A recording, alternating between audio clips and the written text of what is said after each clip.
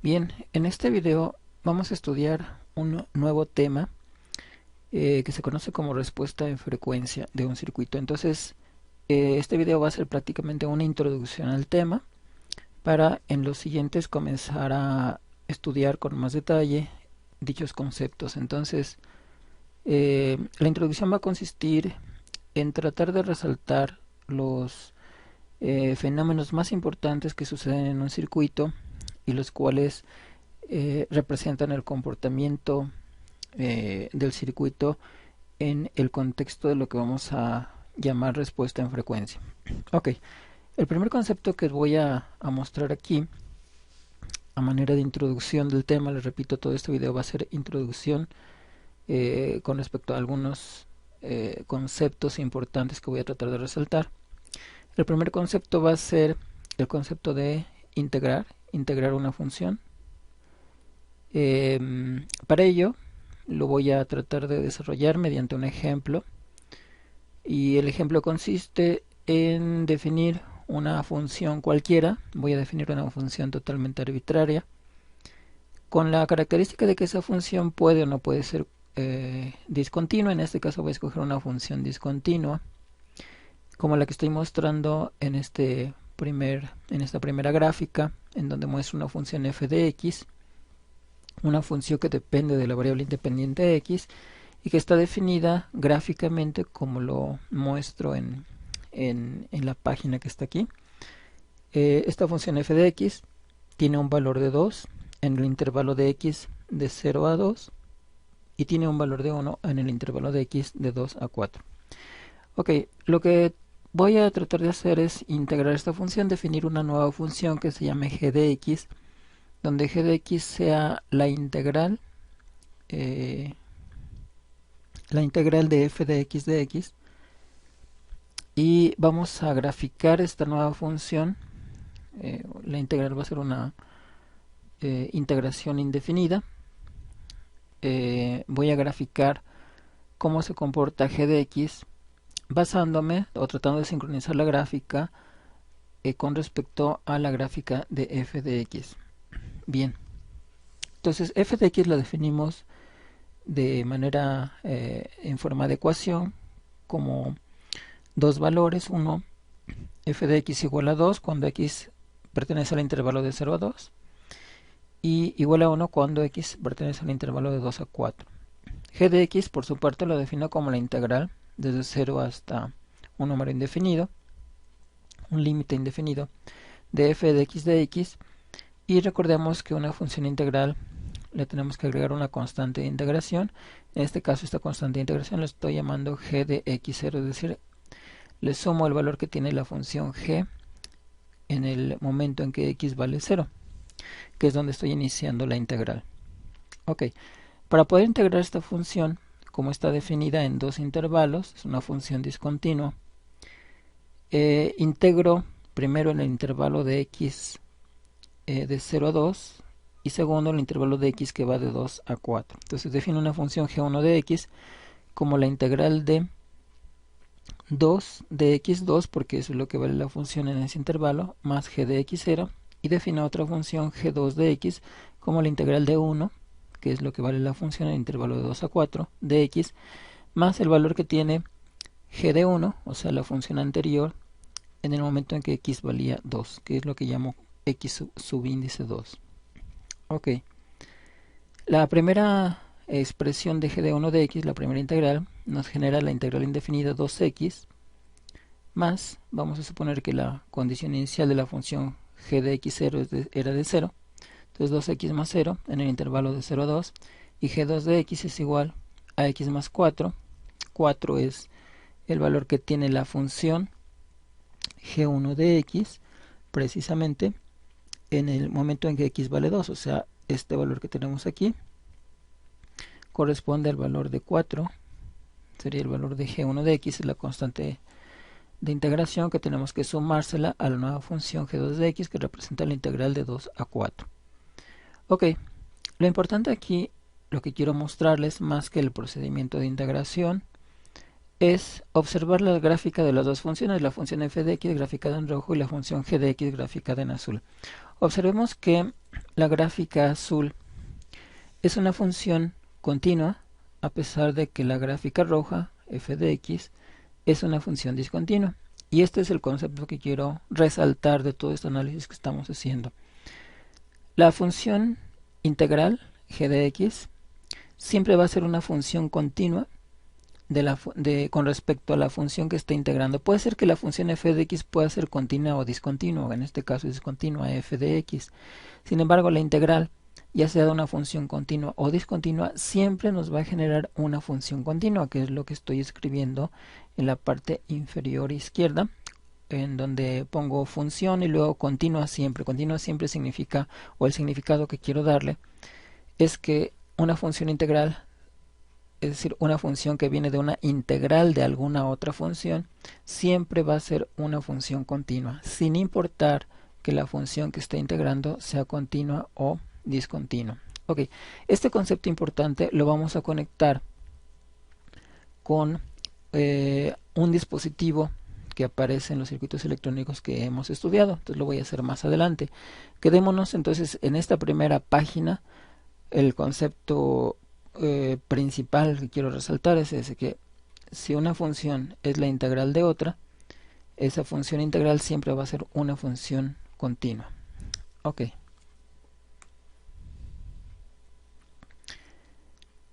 Voy a conectar este concepto con el dispositivo que estoy representando aquí, que corresponde al símbolo de un capacitor. Y vamos a ver cómo se relaciona esto que acabamos de ver con un capacitor. Ok. Un capacitor está formado por dos placas paralelas, separadas por un dieléctrico, por un aislante. Puede ser el aire, puede ser papel, puede ser mica o cerámica, en fin, algún dispositivo que sea aislante. Entonces, dos placas separadas por un dieléctrico, por un aislante. Ok. ¿Qué es la capacitancia? ¿Cómo definimos la capacitancia? A veces en nuestros cursos de circuitos eléctricos, cuando nos definen la capacitancia, muchas veces olvidamos la definición porque no la usamos continuamente, nos es difícil recordarla, y entonces quiero presentarles forma, una forma pues interesante de cómo podríamos recordar la fórmula de la capacitancia, la fórmula del capacitor, en forma divertida.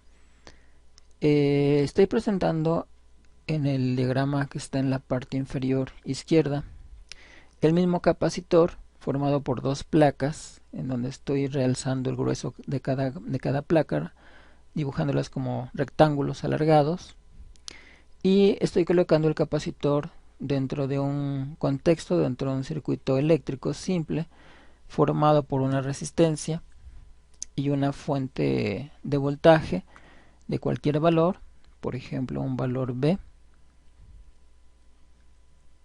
B1 voy a llamarle, y observemos la polaridad de esta fuente de voltaje. La terminal positiva de la fuente de voltaje está conectada a la placa de la izquierda, la terminal negativa de la fuente de voltaje B1 está conectada a la placa negativa de nuestro capacitor.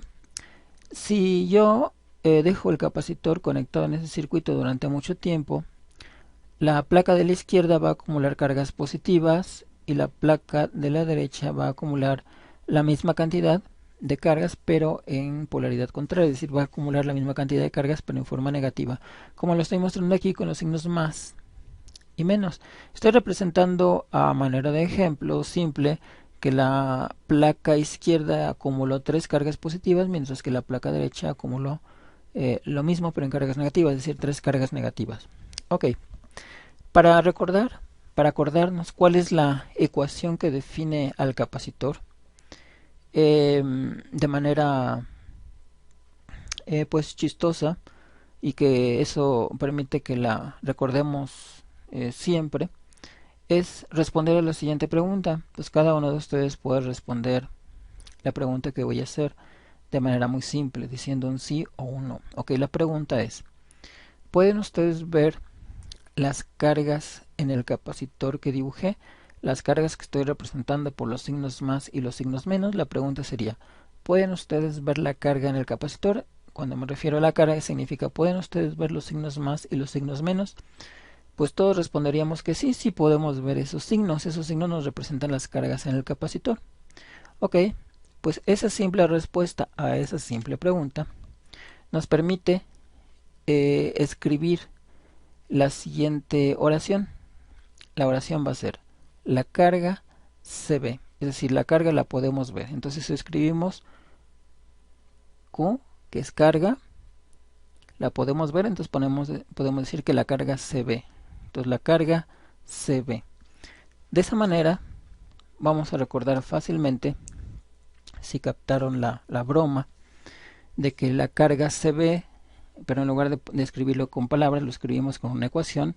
La carga se ve, pues esa ecuación que nos indica que la carga se ve, que la podemos ver dibujada en nuestro circuito, precisamente es la ecuación que define al capacitor. Entonces la ecuación nos dice que la carga en un capacitor es proporcional al voltaje aplicado entre las placas del capacitor. Esa constante de proporcionalidad es precisamente la capacitancia. Entonces así es como definimos la capacitancia, como Q igual a CB. Y la recordamos diciendo que la carga la podemos ver, la carga CB. Ok, definimos nuestras convenciones para un capacitor, como lo estoy mostrando en la parte superior derecha de esta página. Entonces dibujo el símbolo del capacitor, dibujo la convención de voltaje más menos Vc, V subíndice C, y la corriente en el capacitor y subíndice C. Observen que la corriente tiene el sentido convencional que hemos establecido, en el sentido de que la corriente va de más a menos. Entonces, con base en esta convención, podemos derivar la ecuación que acabamos de obtener con respecto al tiempo, es decir, si dq en dt lo derivamos, vamos a obtener la corriente. Entonces la corriente en el capacitor le llamamos IC y va a ser la derivada de la carga con respecto al tiempo. Entonces si tenemos movimiento de cargas, esta derivada va a ser diferente de cero. Entonces derivamos el otro miembro de la ecuación, el otro lado de la ecuación, y ponemos igual a C, se lo vamos a considerar ahorita como una capacitancia constante, por la derivada del voltaje en el capacitor con respecto al tiempo. ¿Cómo interpretamos esta ecuación? Esta ecuación nos dice que en el capacitor va a existir una corriente a pesar de estar formada por dos placas que no tienen un contacto eléctrico, un contacto físico, a pesar de estar entre un dieléctrico, entre un aislante. Puede fluir cargas a través de esas placas siempre y cuando el voltaje se mueva, que es lo que nos dice la derivada. Si el voltaje se mueve, la derivada va a ser diferente de cero. Si el voltaje no se mueve, la derivada va a ser cero y no habrá corriente. Pero si el voltaje se mueve, la derivada del voltaje con respecto al tiempo es diferente de cero, y eso indica que va a existir corriente en el capacitor. La pregunta es: ¿cómo puede existir corriente en un capacitor si el capacitor está formado por dos placas que están separadas y aisladas por un dieléctrico? Bueno, la respuesta es que puede fluir corriente a través del capacitor, no una corriente física por contacto eléctrico, sino una corriente inducida a través de un campo eléctrico que una placa induce en la otra. Entonces, ese campo eléctrico que induce una placa en la otra, cuando ese campo eléctrico se mueve, genera movimiento de cargas, y ese movimiento de cargas es lo que genera la corriente del capacitor dada por esta ecuación. Entonces, siempre que tengamos movimiento de campo eléctrico, movimiento de potencial entre las dos placas, tendremos corriente en un capacitor. Bien, en esta ecuación, si despejo el voltaje, la variable de voltaje, pues integramos ambos lados de la ecuación, y entonces el voltaje en el capacitor Vc es igual a 1 en C, despejándolo de la ecuación. Vc es igual a 1 en C por la integral de I de t más Vc de 0. Ok, Vc de 0 es la condición inicial al cual está cargado el capacitor en el tiempo t igual a 0. Y observamos que el voltaje en el capacitor es una ecuación integral, es decir, el voltaje en un capacitor responde a la integral de la corriente con respecto al tiempo. Y aquí es donde vamos a conectar el concepto anterior que vimos en la página anterior. Cuando la corriente tenga una función continua o discontinua, es decir, pueda tener cambios bruscos de corriente, el voltaje en el capacitor nunca podrá permitir un cambio brusco en el voltaje entre sus placas. Es decir, el capacitor funciona como un generador de funciones continuas, sin importar que la corriente sea una función continua o discontinua. Miren, un ejemplo que hemos vivido en algún momento de nuestra vida. Es cuando vamos a nadar, por ejemplo, en una alberca, en el mar, y queremos caminar rápido, queremos aplaudir dentro del agua, queremos mover el brazo rápidamente dentro del agua. El agua funciona como un integrador con respecto al movimiento de nuestro cuerpo, es decir, el agua no permite cambios bruscos de movimientos de nuestro cuerpo. En general no permite cambios bruscos de movimiento de cualquier dispositivo o elemento físico. El ejemplo que pongo con el mover nuestras manos dentro del agua, pues es algo que hemos experimentado nosotros mismos, y con eso quiero decirles que esa experiencia que hemos tenido de no poder movernos rápidos dentro del agua equivale a que el agua está funcionando como un integrador de nuestros movimientos. Es decir, por más que queramos desplazar rápidamente nuestra mano dentro del agua, no vamos a poder, porque la misma agua frena ese movimiento. Este frenado es lo que en cierta manera hace una función integral. Una función integral frena a la variable que estamos integrando, aun cuando esa variable que estamos integrando quiera moverse rápidamente, la frena, generando siempre una función continua. Es decir, el movimiento de nuestra mano va a ser una función suave, una función continua, se va a desplazar en forma continua. Eso es más o menos el análogo que hemos experimentado y que podemos relacionar con lo que sucede en el voltaje en un capacitor. Un voltaje siempre va a moverse, digamos, en forma continua y no en forma discontinua, porque el voltaje en un capacitor está definido a través de una función integral. Ahora caminemos un poco más. Ya estudiamos el concepto de una función integral, estudiamos el concepto de un capacitor, como la función integral está relacionada con el voltaje en el capacitor.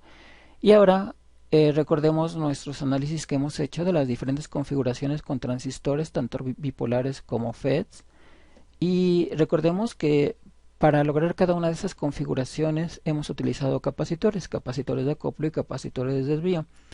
En este ejemplo estoy mostrando con el transistor bipolar una configuración de emisor común, en el cual estoy utilizando dos capacitores de acoplo, CB para acoplar la señal de entrada a la base y CC para acoplar la carga a la terminal de colector del transistor, y un capacitor de desvío que se llama CE, que se encarga de desviar el emisor a tierra para generar la configuración de emisor común.